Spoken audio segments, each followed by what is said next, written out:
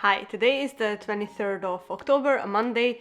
It is afternoon. I've came home from the language classes that I take, changed into comfy clothes, so it is the perfect time to start yet another reading vlog.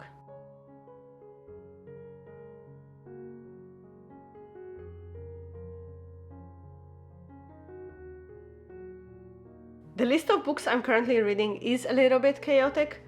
First we have The Forest of Wool and Steel by Natsu Miyashita. This was a book that I didn't plan to pick up in any shape or form. This was a book that when I went into the bookstore, I was planning to buy a greeting card or like a well-wishing card for my friend's birthday.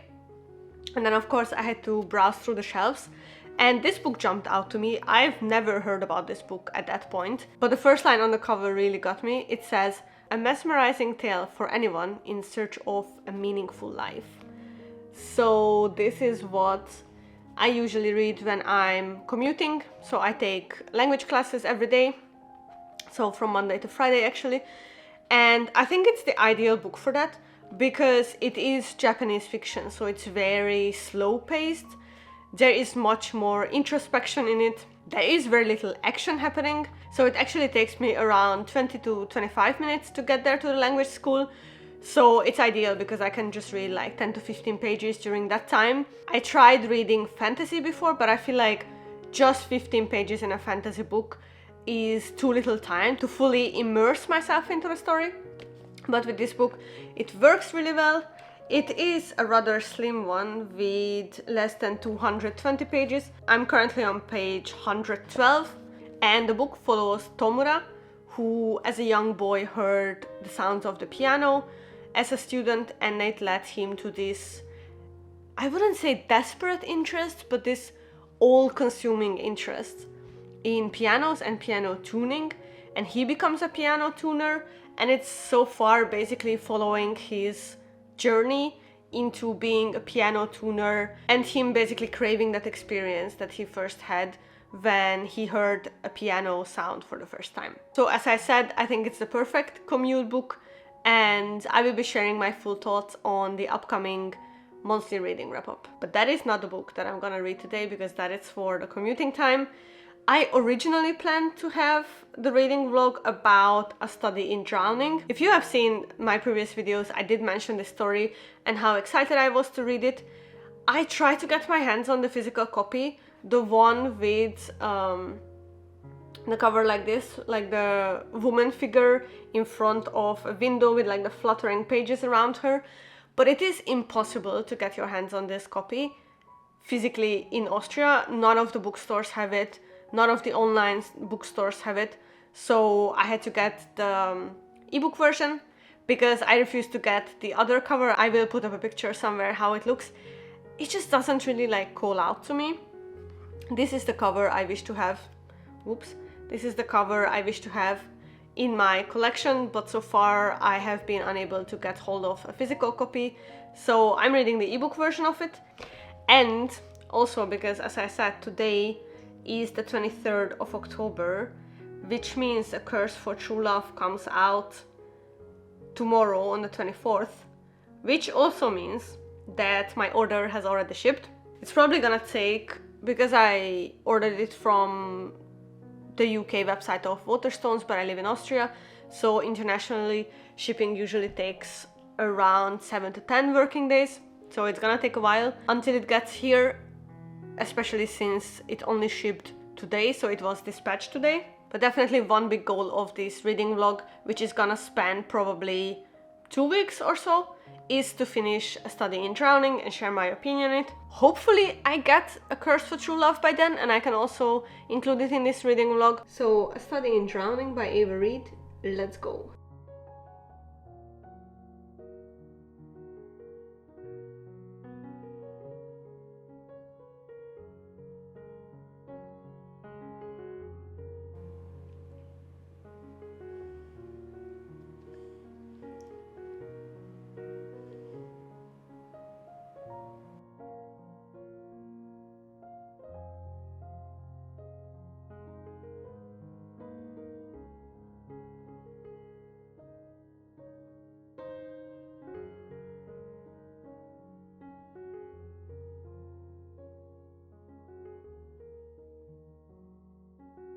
Today is Thursday, which is a national holiday here in Austria.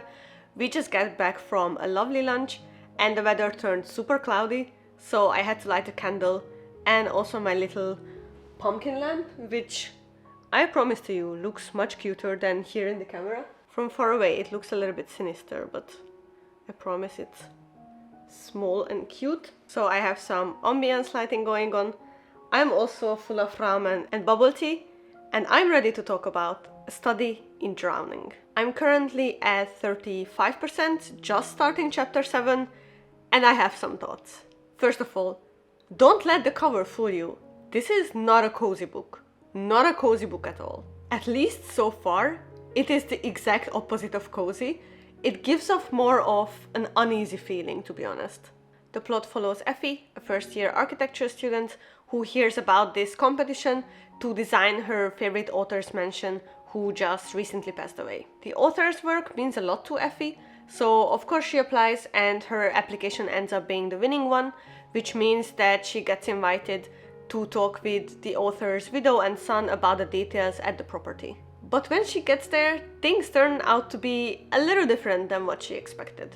I've seen this book being mentioned as a dark academia read, and if I think about my last video and how I define dark academia there, I have to disagree. So far, 35% in, there is the academic setting, yes, and there's also some discourse about scholarship versus politics and a little bit about gender issues in academia in this particular fictional world, but not enough to fully earn the dark academia label, in my opinion. However, this might change by the end of the book. Let's talk first impressions. I felt like the world building was a bit reminiscent of Divine Rivals and also A River Enchanted, both by Rebecca Ross. In A Study in Drowning, we also have some magical realism elements and also opposing sides with Northerners and Southerners having similarities, but also differences when it comes to their values and belief systems. How the environment is described reminded me a lot of a Far Wilder Magic, with lots of dark colors, very water-focused imagery. For example, I didn't expect that the drowning in the title was an actual natural catastrophe, rather than being a more symbolic kind of drowning. That's all I wanted to share at this point. I have to say I'm reading it a bit slower than I expected, maybe because there are a lot of heavy and uncomfortable emotions there at the beginning that Effie is dealing with. I would say definitely look up trigger warnings before you decide to give it a try. But I'm very curious where the plot takes us, so let's continue.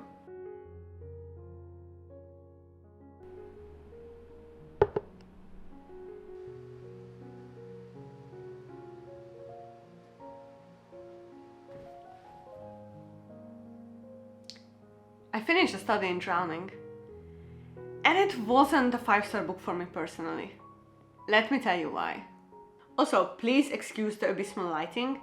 It is now 5 p.m. and sun sets at like 4:30 p.m. So this is what we're gonna be dealing with for the next half a year basically. Last we spoke, I think I was around 35% in. I wanted to do a 60-70% check-in and then a fuller review at the end, but I felt like not much has changed between the 35% and the 70% mark. It was kind of slow-paced, things didn't really move forward in the middle of the story, and then the last 30 to 20% just came in like a wrecking ball and quickly revealed everything and tied off the loose ends. I will try to keep this review spoiler-free, so I will just say there were plot twists, but as a reader you saw them coming from like a mile away, so they didn't land particularly strongly for me. But again, I think the emphasis of the book is not on the complex plotline, but more on how Effie is dealing with certain situations as a young woman and how she grows as a character and finds her own voice. The eerie, folklore-ish vibe was spot on, so if you're craving some mystic cliffs, creaking floors, and ominous trees in the wind, this book is full of that. However, the part that didn't make this a 5-star book for me was Effie's and Preston's dynamic. They wanted to label this as academic rivals lovers, but I would like to disagree. First of all, I appreciate Preston as a male love interest, who is finally not the dark, tall and buff type, And they also had some good banter moments, which I truly enjoyed. But the development of their dynamic was just a little so-so for me. They started out with Effie being outright mean to Preston, as she assumed that he's a bad person due to their cultural differences, and slowly it turned into them relying on each other when solving the mysteries, and I just wasn't really convinced. The romance wasn't the focus of the story, but it felt to me that there was too much of it, but not enough of it at the same time, if that makes sense. As characters, I think both Effie and Preston are unique in the fantasy genre, as they are not the all-knowing, all-powerful, I will save everyone types. No, they rather represent quiet resilience, bravery through survival, and that made them much more authentic than usual fantasy protagonists, in my opinion. Overall, I really thought I would give this book 5 stars, but I caught myself wondering about my next book while I was reading the ending, and that's usually not a good sign for me. Nevertheless, it is a solid atmospheric fantasy with some sprinkle of romance and very real discussions on what it means to be a young woman in the power dynamics of academia and also society in general.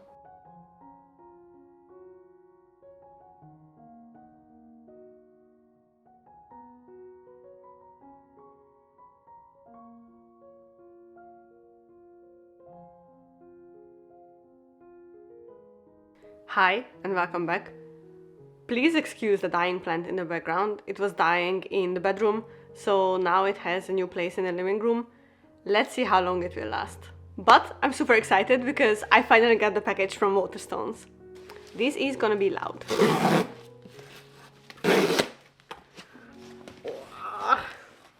It is so beautiful. Oops. If I can take it out properly. Oh my god. It is beautiful. It is, as I said, the hardcover exclusive edition for A Curse for True Love.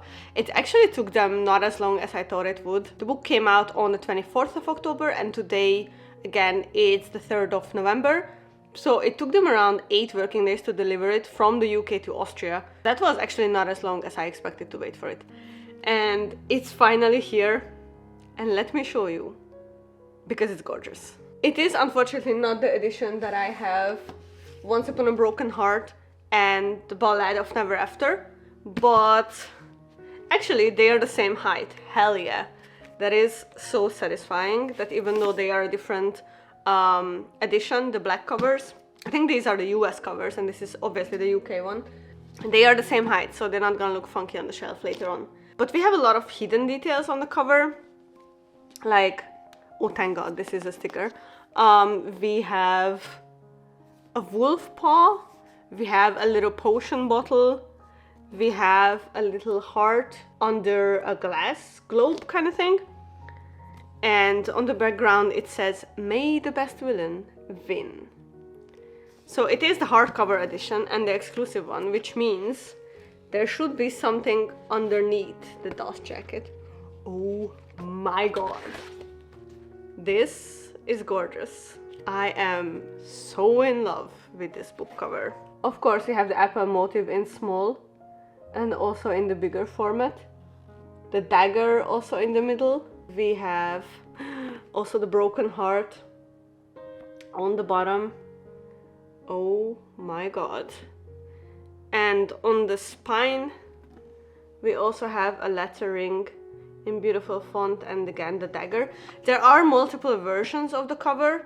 If it's possible, I will put up the pictures that were on the Waterstones website, and basically you get one at random. So even though you order the book, you don't know which cover you're gonna get until it arrives. But I'm super happy with this. It looks beautiful, and I also love the gold and purple contrast. I think those are two beautiful colors. Honestly speaking, I prefer without the dust jacket than with the dust jacket, but it also looks really cool with this like church-like window and the colorful mosaics and stuff. I think I will display it on my shelf without the dust jacket. Other than that, the fact that it's an exclusive edition, there is not much more to it.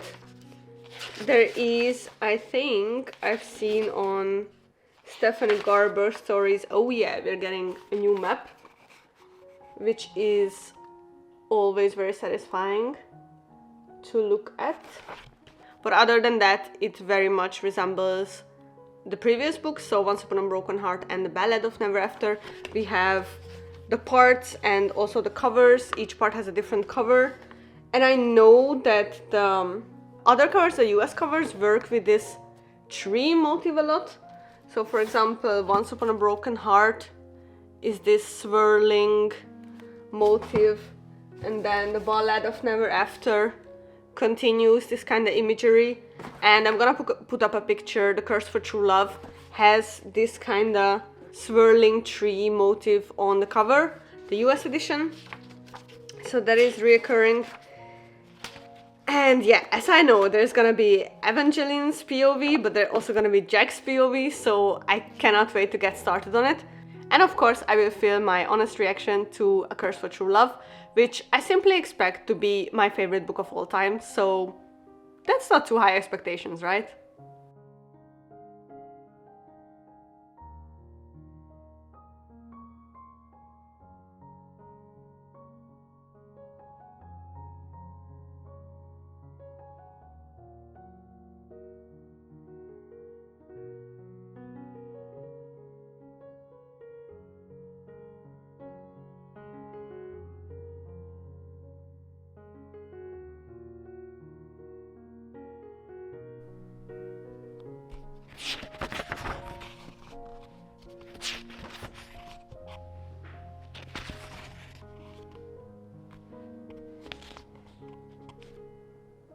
Time is an illusion in this reading vlog because today is the 15th of November and I haven't filmed in like a week or so because I just didn't really have time. So the timeline of this vlog is a little bit chaotic, but today we are here and we have some sunlight. Literally, I think we have like 15 minutes until the sun goes down, so let's make it count. Actually, so much time has passed since the beginning of this reading vlog that I finally got my hands on a copy of A Study in Drowning that I originally wanted, the one with the woman figure on the cover, so I can show it to you today. When it comes to the material of the cover, I'm not that impressed by it because it reflects light a lot, so you can see you can see the red light of my camera reflected on it. So when, for example, I put it on the shelf and it looks kind of funky that it reflects the light so much, but I think I can live with that. And in the inside there is this, there is this gorgeous dark green cover with the lettering on the spine of the book. There we go. Even though I already read the book, I actually like having it in my collection in the physical form. As I said, for me the book was a solid 4.5 star, and also the cover of this edition is absolutely gorgeous, so I'm happy to have it in my collection finally. But what's going on with A Curse for True Love? I am currently on page 110, which means I think I'm around 55% in. And let me tell you, there are a couple things I want to mention. Reading it right after the conclusion of the second part, for me it felt like the pace slowed down to like a snail's pace. To be honest, the first 80 pages I was just like, okay, where is Jax? And when Jack's POV arrived, I was happy. I have to say, I'm not that familiar with finishing entire series, but to be honest, this book as the third installment and the final installment of the series just feels a little bit strange to me because it doesn't feel like the conclusion of the storyline.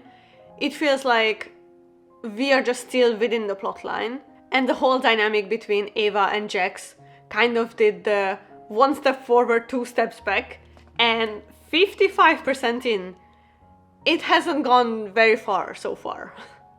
So it's a little bit strange that 200 pages in, we haven't really gotten answers, but we have gotten some more questions, if that makes sense.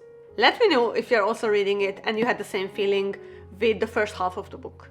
That being said, we already got some delightful Ava Jax scenes that I already marked with my little tabs, and some scenes honestly feel like that Stephanie Garber has written them just to fulfill our cravings as romance readers. But to be honest, I'm eating that up. Looking at you, bridge scene. So all in all, 55% in, I am enjoying the book, mainly because I love the world building, I love the characters, the dynamic between Eva and Jax, but there are some parts which I'm a little bit concerned about, because we are just getting new characters, new motivations, and I don't feel like everything is going to be tied up by the end, but maybe that's not the purpose of the book, to tie up all the loose ends. So I'm curious what's waiting for me in the second half of the book.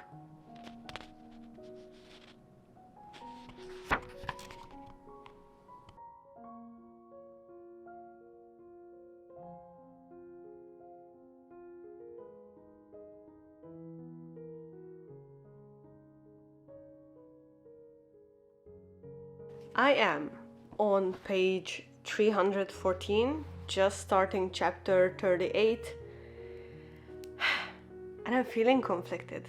There is around 70 pages left in the book, like the acknowledgements start here, which means we have this much to end the story. How it's gonna happen, I have no idea. Oh yeah, I also forgot to mention that the fact that this is the exclusive edition from Waterstones also means that there is an exclusive bonus epilogue, which makes me a little bit anxious about the actual ending, because what do we need the bonus epilogue for? I'm scared. So what happened since we last spoke? I feel like despite getting Jack's POV multiple times in this book, we somehow know less of his motivations, and it's all a bit all over the place when it comes to his actions regarding Evangeline. Like, I'm not sure if it's a fair critique or not, because the first two books were also a little bit over the place, but more in like a whimsical fairy tale-esque way, and this one feels a little bit like it's all over the place, and I kinda lost the point along the way. Like, between the 55% mark and the 80% mark, where I'm currently at, I feel like a lot of things happened, but those were mostly fillers, and they also build up some character relationships that I don't really care about, to be honest. At the 80% mark, there were some things that happened, and I did not expect them, but I also did not feel good about them, if that makes sense. Like, in the first two books, things happened that were devastating, and in the third book, things just changed. That took away some of the devastation that I really actually liked in The Ballad of Never After, which is the second book. A further concern of mine is that there is something. I'm trying to be as spoiler-free in this reading vlog as possible, so I'm gonna talk in like vague terms, but if you know, you know. There is something that has been introduced in like, I think at like 30% mark or something. And I feel like it will be important for the final conflict resolution, but I don't really know how to feel about it. I think I would be happier if we got a conclusion that somehow ties all three books together, instead of resolving it with something that happened in this book. So those are my concerns going into the last 20% of this book, plus the bonus epilogue. So wish me luck, because I plan to finish it today. It makes me so happy to record the last part of this reading vlog on a sunny day finally. It's been a couple of days since I finished A Curse for True Love. My thoughts had a bit of time to settle down, so I will attempt to give a spoiler-free review of it. There is a lot of critique around Evangeline's actions as a protagonist, saying she makes bad decisions time and time again in the first two books. She doesn't think things through, she has little agency, and up until the third book, I actually disagreed with that, and I would defend her actions, as in my opinion they truly stemmed from her feelings and not from logic. Besides, these books are the epitome of vibes only. Plot? Yeah, a little bit, but that's not the main focus. In around the 80% mark of the third book, before we get to the actual climax of the story, I felt like her decisions had no logical or emotional explanation, and a build-up to the end of the book felt a bit jumbled. Which is a bit funny because I just said that this series is vibes first, plot second, but even then I felt like the vibes weren't vibing in a way that I fell in love in the first 2 books. This book was a lot of searching for people and stopping people from doing things, and unfortunately it has lost some magic along the way for me. The last 20% was my favorite, apart from the random scenes with Eva and Jax at the beginning that I already mentioned. And let's admit it, they were just there for the romance girlies, like myself, but in terms of the grand finale, it didn't hit as hard as the second book. Funnily enough, throughout the second half of A Curse for True Love, I kept thinking that I wouldn't mind if this was not the last book in the series, but the build up to the last book. Am I the only one with this opinion? Let me know your thoughts. All that being said, I ended up rating it 4.75 stars, because it delivered the whimsical dark fairy tale that I adored in the first 2 books.